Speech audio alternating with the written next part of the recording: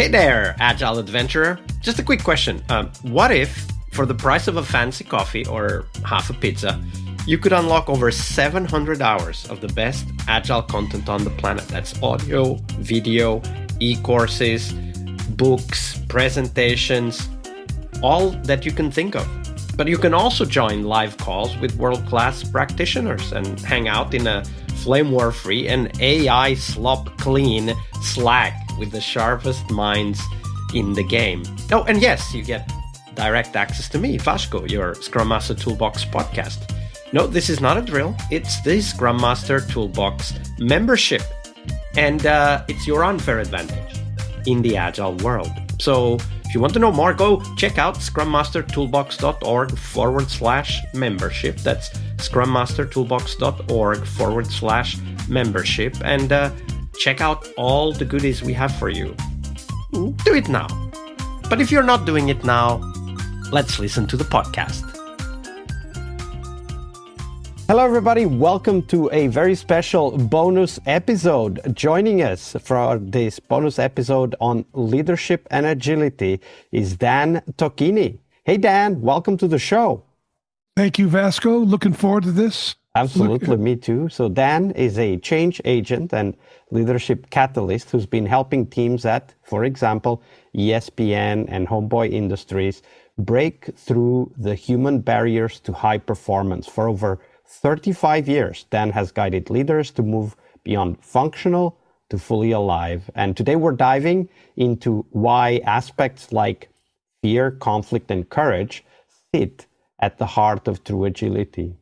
So Dan, your bio says you've spent over 3 decades. I'm a little bit behind you, not too far, but a little bit behind you. So it's actually around 4 decades, I think 42 years. All right. Well, then I stand in expectation of what stories you have to share, because I'm sure you've collected many. you probably don't have time, but that's all right. Yeah. No, we're gonna be laser focused on the stories. For an old man, this is a dream. I get to tell stories. There you go. And we get to listen and learn, which is awesome. So how did you first step into this kind of transformation work? At what moment did you say, hey, this is my calling, this is what I want to do? Well, I came out, I had a pretty troubling childhood. My mother was a schizophrenic and a manic depressive. Had her first psychotic break when I was about 12. So had 2 brothers and a sister. And so it went through some pretty traumatic times, I became the go-between between my mother and the psychiatrist. There was a time when they were thinking about giving her a lobotomy, because that was what they did in the 60s, in the early 60s. And I was able to talk my dad out of letting that happen and to give me a chance to see if I could connect with her. And was able to do that. And just started reading at a young age a lot. I mean, the first book I read was 12 years old. I read Gestalt Therapy verbatim because I was going to, they were bringing some of the folks from Esalen into the hospital in Marin to debrief me and that kind of stuff. It was a pretty hairy situation. And so troubled, go forward, had a tough childhood, left home at 16. And then I was a good athlete, so tried to play some football, broke my foot, got involved in drugs, pretty rebellious. My father said you should play baseball. They last longer. So I played football just to piss him off. I was just had a chip on my shoulder, angry, and got pretty deep into drugs at a young age and dealing drugs and just a lot of illegal stuff, and had left college, got myself, I think, pretty deep into stuff, and then met this beautiful woman who's now my wife, been together for over 50 years, been married for 47, something like that. And it really opened my eyes. I was dealing, a lot of the drugs I was dealing was with her brother, and he died in a deal, and it just sat me up about how I was wasting my life. And I've always been I'm a voracious reader, right? And had all this experience with my mother, and realized, what I needed to do was straighten my head out And so I started to, and about I got into some. My dad I come from an entrepreneurial family, so I kind of reconciled with my father, and he helped me get into the movie business. I had movie theaters and became entrepreneurial. But during that time, I had a faith experience.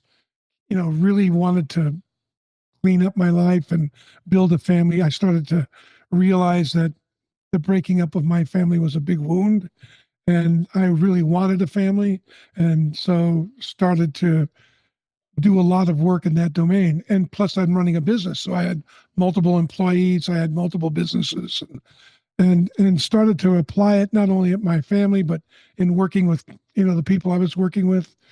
And as time went on, I started consulting. I bought and sold businesses and did a number of different things. And I started consulting, and found that I had the experience that I had at a young age was helpful for other people, particularly operationally, right? And my biggest contract, I remember it was in the early 90s, mid 90s, ESPN. I had developed a leadership training that the director of HR from ESPN had done. And she was so moved, she sent me this RFP because they're going to restructure their finance department. And, I'm a one-man shop. I've got a couple of people I could, contract in. And I went and made the pitch, and there were three clients, three different me and two other consulting companies. McKinsey Goldsmith was a big company then, um, and McKinsey. And I won the contract. And I won the contract because they had us come in and work with the staff, and it kind of really set something in place for me, realizing that I could compete. And we had interviewed the staff, and then we were supposed to write up this report because they had a 75% turnover rate. And so I had interviewed the staff, all the executives around this CFO, and she had just come on about a year or two before. She just retired recently. Her name is Chris Dreesen, brilliant woman. And I remember that after we submit our thing, and we did our day, we got our day with the team, and then we submit our proposal, and then we got to come in, and I flew out to talk, to do a face-to-face. And I sat down, and I could see the other companies' proposals, and they were like that thick, and I had a 3-page proposal. And she says, "So what do you think the problem is?" And I was really, it was one of those, crossroad moments when am I going to lie to her? It's her. She's the problem. I can see from all the research I did, she's just needs to, she needs to listen to her team, like that. So I thought about it, and I said to her, "Well, I'd really like this contract. It's a big opportunity for me and my company, but it's pretty simple. You're the problem." And she goes, "Oh, really? Tell me more." I said, "Well, look, you're brilliant. Um, there's no doubt about that. Are you aware that a lot of the team out there kind of a nickname for you?" And she goes, "Oh, what's that?" And I said, "Hatchet Lady." And she laughed. And I said, Oh, "Yeah, she had a it's sense like, of humor. That's not a bad oh, she was start. good. No, it was good." And I said, "Look, these guys come from the top schools in the nation. You're hiring all these guys from these top business schools, and there's a lot of legacy systems they want to transform and change and improve your operations, but it's like you don't have a lot of time for them. And when they talk to you, I don't think you realize your impact when you communicate in the power differential." And I said, so they just get up and leave. They basically say, "I'm done. I don't want to deal with it." And she said, "Do you have any ideas about how I can improve it?" I said, "Yeah, I can coach you." And so, took me on, did some work with her. It turned around really quickly. She went from a 75% turnover rate down to like a 15% over a period of 6 months. Then she hired me to do some negotiating work with her international division. They were just working into the international. That was the division that wasn't making money at the time. And we had good results there. And then I stayed with ESPN for 8 years. They referred me over to Disney, and Disney referred me to the gal at Disney referred me to somebody over at Interstate Battery. And I, pretty soon So working one of on the things building a from this team. story is your ability to connect with the situation and also with the person. When you think about that ability that you developed over the years, like how do you see others, and for example, us Scrum Masters who need to do a lot of work with leaders, that's a majority of our work. How can we start learning that? I, you know, it's one of I think people, you've got to be willing to be vulnerable. That's the bottom line. That's the superpower. For me, I didn't want to bullshit this gal because I knew if I got the job and I lied about it, then I'd be trying to fulfill something I didn't believe was really the problem. I would be solving something I didn't believe was really the problem. And the other thing is I listened really closely when she talked. I mean, that's the first thing. I wanted to connect with her. I could tell she was under pressure. She was fairly new in the position. I think it was her second or third year. And she was kind of beside herself about how this could be happening. She seemed to be in good faith. So I think listening is a big deal. And listening, when I say listening, I wasn't just listening to her, I was listening to what I was making up about what she was saying. And that enabled me to ask a lot of questions to understand fully what she was saying, which helped me frame that when I didn't just come in and say it's you, but I could, there was some rapport. I knew she was wanted to understand what was on. And she said to me, I don't even understand. You're hired. She said, I don't understand what they're talking about. I understand what you're talking about. And I was in. But I think just the vulnerability, being honest, being willing to lose the account to get it right. And like I'd rather have it on an honest basis where she knows what I'm thinking, what I'm aiming at, and we're shoulder to shoulder, not head to head. Yeah, that's actually a great point because very often we are, meaning us Scrum Masters, technical leaders, team leaders, we are in positions where we need to make a call. We need to decide to please somebody in power and get to play the next move, or displease somebody in power and risk not being able to play the next move. Yeah. And you said, you need to be vulnerable, be ready to accept whatever comes because it might not go your way. But how do you prepare yourself for that? Because it's not easy, especially for people who depend on their employment or their client for their livelihood. Well, that's a big question, Bosco. I think you prepare yourself by not lying to yourself. I told this gal, hey, look, are you ready to be offended? Because this may be offensive what I have to say. And because I know that, I'm thinking that. So I just shared with her what I was thinking. But I think that goes along, I really think coming out of, I've been clean for 40 something years, but to get clean, to get from where I was to where I could actually work and integrate into society required some real honesty, truth telling, and also be open to other people truth telling. And I went through a whole, all 12 steps. And one of the steps was extremely powerful, which is making it, they're all powerful, but they build up to, but the craziest thing is making amends. And when you go make amends with somebody, you got to reconcile. You really got to hear what impact you had on them.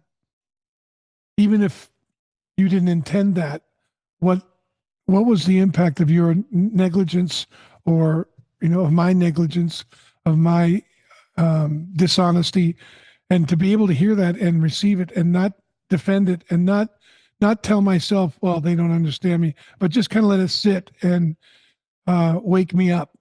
And I think that feedback is really valuable, real time, valuable feedback.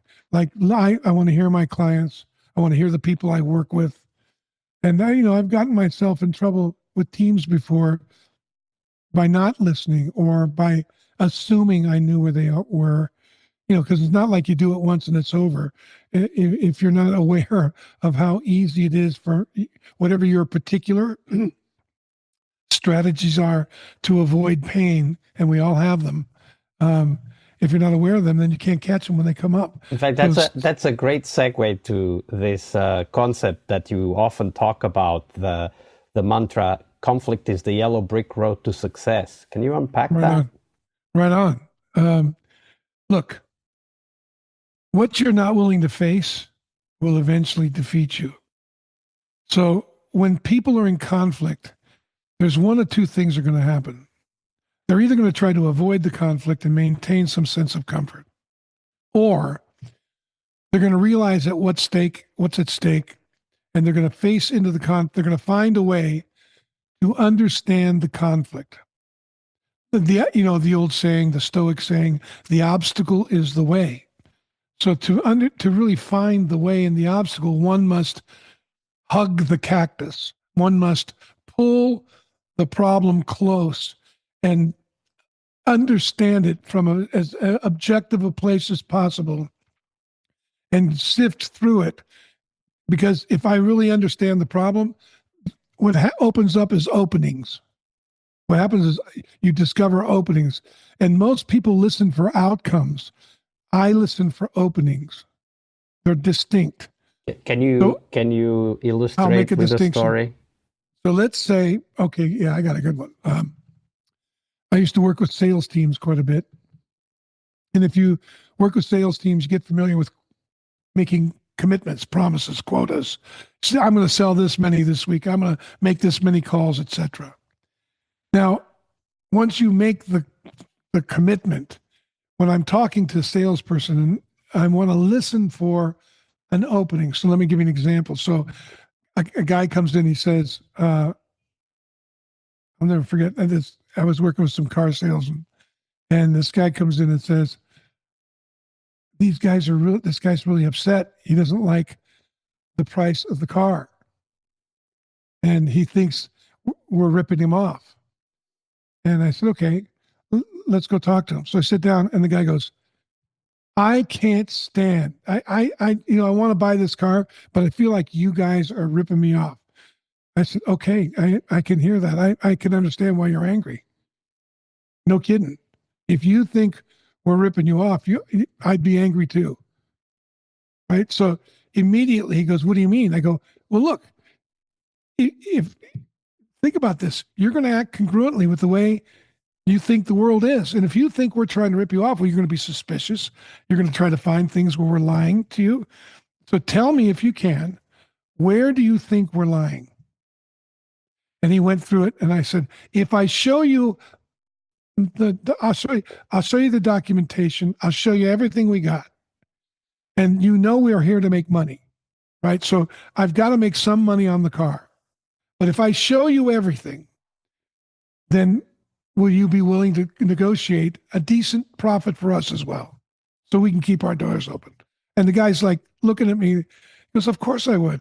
And so I brought out all the paperwork. I showed him the trunk money. All kinds of stuff. And I made 17% on the car. He was fine on 17%. I let him choose it.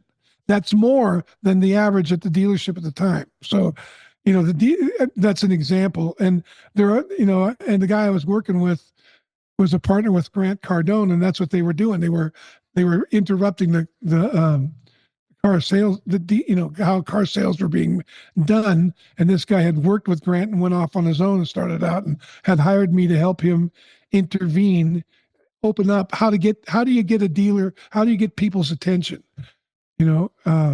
And first you have to sell the dealership, then you have to sell the clients, the people who come in. And a lot of that starts with just telling the truth. And if you can't, if you got to lie, you shouldn't be doing it. In that story, you also did something that is, I think, really powerful, but also very interesting from the perspective of listening to openings, as you said, which basically you leaned into the conflict, first acknowledging. That's right. Right, like it's there, so let's not hide it. If I thought I was being ripped off, I would be pissed too. Yeah, and now that's an opening, right? I don't have to worry about selling him the car. I want to explore the opening, because that created a trust enough for the guy so we could step by step, and then the outcome came out of the opening. So just most people when something comes up that could like you might not get what you want, we try to go around it instead of invite it. Invite it. Be okay with not getting what you want if that's really what needs to happen, because it'll come somewhere else. It's hard Is that also what you mean by generative conflict? Generative. Yeah. Yes. Generative conflict. So the conflict is designed to generate a deeper relationship. If you're married and you have a working relationship, you'll probably find that the breakdowns in the relationship should deepen intimacy. The same thing with your team or with a client. Multiple times we have messed up with clients, and because we've authentically faced into it, I'd say 90% of the time we deepen the relationship, and the contracts either go on or they come back, but people will continue to roll up their sleeves and work with you because they get you're shoulder to shoulder, and you too make mistakes and you're owning them, and you're going to be better the next time, right? So yeah, absolutely. And this generative conflict is about creating the opportunity to grow something out of the conflict, right? Like That's right. In a partnership or a marriage, it's about deepening the emotional intimacy, as you just said. But of course, at work, it might be for many other reasons. But what are some of the ways in which you have found that it is effective to lean into that conflict, to use its energy to create a better relationship with the teams that we lead and the leaders that lead us? So that's a good question. What are some of the ways? Well, the first way is to listen. Second, but when I'm listening to myself, I notice when I'm afraid of losing something, and I need to suspend my investment in the outcome. That's what I mean by outcomes. Detach from the outcome, get committed to understanding the opening that's in front of you, and just explore that, because that'll deepen trust. If somebody sees you're standing next to them, looking at what they're looking at, understanding how they feel about it, and exploring with them from their perspective, it immediately builds trust. And you'll know better. You'll know, like if I see that somebody's not going to be well served by doing what I'd like them to do, well, then it's not good to have them do it, because in the long run, they're just going to back up on you, and they're going to be resentful, and that's going to be bad word of mouth in the market. And I've done that. I've worn that T-shirt, and it's not something. It takes 10 times as much energy to get over a bad report as it does to just deal with it honestly in the first place. Yeah, and to deal with it honestly, it's about listening, connecting with the person by detaching from the outcome, because if you're interested in an outcome, then you can't connect with the person. That's right. You're connected they to your might outcome. not be aligned, right? Like the outcome might not be aligned. One of the other aspects that you talk about is this leaders that face, you called it team drama. Can you describe that, and what patterns do you notice the most happening out there regarding this concept that you define as team drama? Well, drama usually happens because people are siloed. And they get siloed because they don't trust. Look, when departments silo, it's because they don't want to share information, because they don't trust what the other department's going to do with the information. So they only share the information they think is going to serve what they want to get done without jeopardizing their position or their role on the team. So there's all kinds of drama that comes up to distract from what people don't want you to see. Whenever there's drama, it's because people don't want you to see something. And the drama's, if you think about it, young kids do this all the time. If they can create a drama, you're not, like, if you catch them doing something and they get upset and they throw a tantrum, pretty soon you're dealing with the tantrum, not what they did, right? So it's the same thing in adults. They're going to create something to distract you from what they don't want to see. So usually if there's drama, I just want to understand the thinking behind it. And I'm doing two things. I want to know what the results are. What is it they're committed to causing? how much of what they're committed to causing are they producing, and what's the story in between the two. Now, the way you find, so when you do that, you'll find that usually if I ask somebody what they're committed to, they're usually upset because it's not happening, but they're blaming external circumstances or somebody else or history, and their vision, their aim is to get off the hook, not have it turn out. And that takes, this is not like, I can't give you 5 steps. It requires the willingness to understand the distinctions, because the problem is never the problem. The problem is how you think about the problem. So the idea is to get back into the thinking, which is to understand the conversation the person's in that's justifying the current results that they have. And the drama is about, they don't think they can go any further. They've done their best. I can riddle, any leader knows a million stories that tell you this person's stuck and they have no intention on getting off it. Yeah. And it might be like unwittingly Yes. blocking themselves, of course. That's right. They're going to believe their story, and they're going to. That's why they're stuck. That's right. That's right. They're going to defend their limitations, and that becomes their inheritance. I actually tell them that. I go, if you keep defending what didn't work, you're going to continue to experience more of what you say you don't want.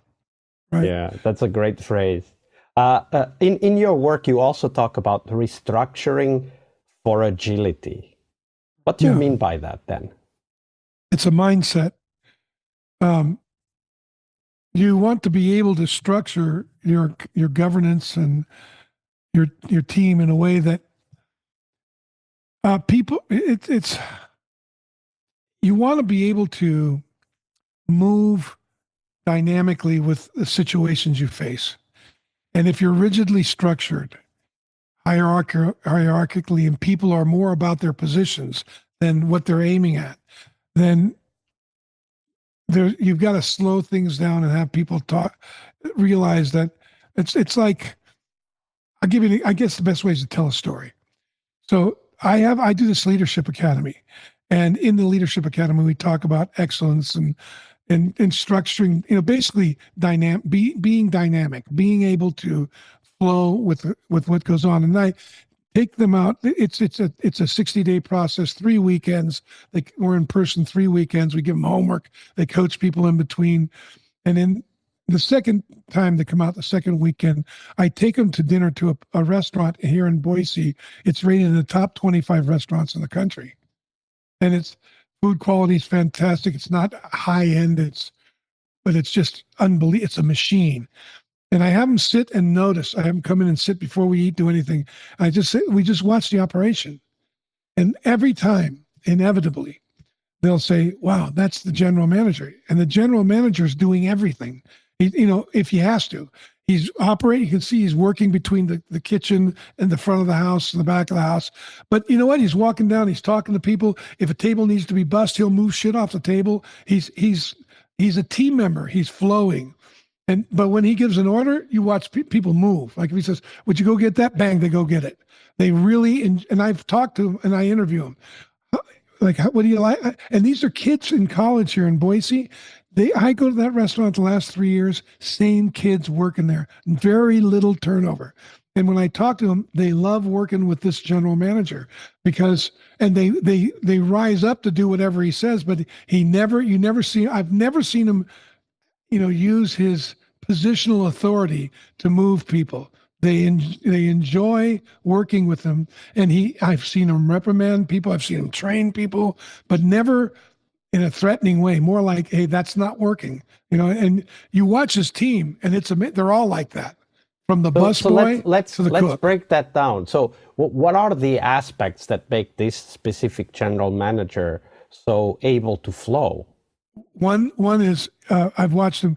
He grounds his team before that restaurant opens. They meet. They have a conversation. And it's not just him talking.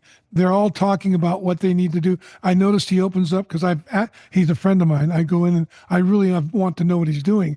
And he'll open his meetings with just catching up with people And then, okay, here's where we're going. And they eat together and they're explaining the dishes and they're talking back and forth. They're giving feedback to the cook, to the chefs, and the chefs are listening and giving feedback about what they like. I mean, it's amazing to watch them. And then when they're done, they go over their duties. They talk about who's running which section. And it's like everybody wants to do it. Well, no wonder. I mean, if he starts connecting with people right off the bat, everybody's going to feel at home. Yeah, he's very open-handed. He doesn't waste words. He gets right to the point. No, that won't work. I don't like that. Tell me why you want to do that. I've seen him do that. Tell me why you want to do that, because I don't get it. And if he gets it, fine. If he doesn't get it, he goes, no, I'm not going to do that. We're not doing that tonight. Right? Like that kind of thing. It's one of those things. It's a way of being with people. When you structure something, your way of being either brings the structure alive, and then if you try to give the structure credit, if you try to make the structure, it's not going to solve the problem. It's only going to organize it, and so you can see it better. You then your way of being needs to be bigger than the structure. And I don't know. I've watched. If people get dogmatic, they're just on the structure. If they're committed to what the structure is designed to accomplish, they'll alter the structure right in motion in order to have it work. In the service of the goal. That's right. Yeah. So Dan, and how about you? I mean, you've been doing this for so many years. What keeps you inspired and keeps you doing this work after all these years? People. I love working with people, and I love working with people to accomplish something. I love a challenge, a big challenge, and to define what the outcome will look like, and then to work with people to get that done. To me, it's akin to family.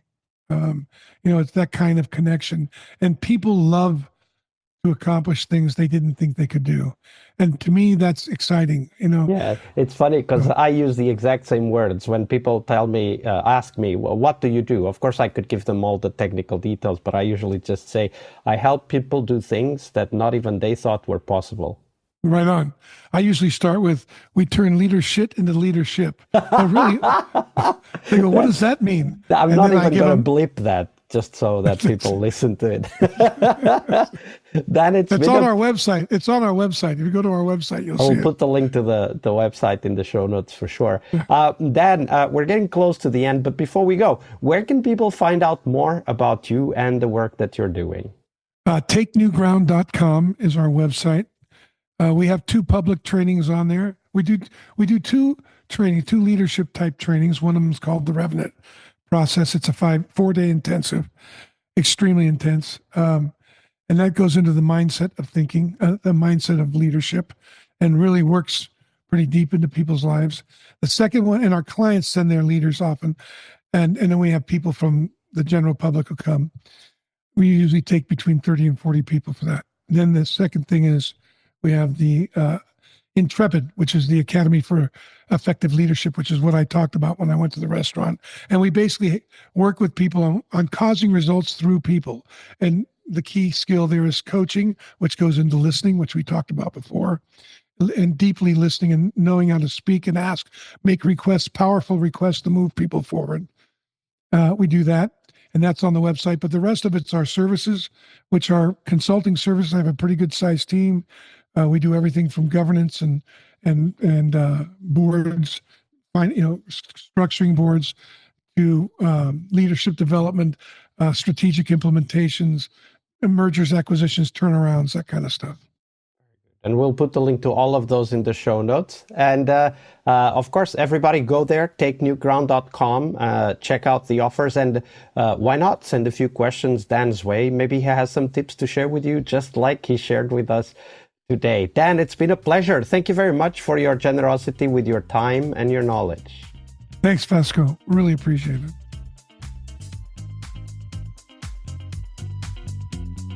All right, I hope you liked this episode. But before you hit next episode, here's the deal. This podcast is powered by people like you, the members who wanted more than just inspiration. They wanted real tools and real connection to people who are practicing Agile every day. We're talking access to over 700 hours of Agile Gold, CTO level strategy talks, summit keynotes, live workshops, e-courses, deep dive interviews, books, and if you're into no estimates, we got the pioneers of no estimates in those deep dive interviews as well. Agile business intelligence, creating product visions, coaching your product owner courses, you name it. You'll get invites to monthly live Q&As with Agile pioneers and practitioners, plus a private Slack community, which is free of all of that AI slop you see everywhere, and of course, without the flame wars. It's a community of practitioners that want to learn and thrive together. It's the best place to connect with community and learn together. So if this podcast has helped you before, imagine what you will get from this podcast membership. So head on over to scrummastertoolbox.org/membership and join the community that's shaping the future of Agile. And we have so much for you. So check out all the details at scrummastertoolbox.org/membership, because listening is great, it's important, but doing it together, that's next level. I'll see you in the community Slack.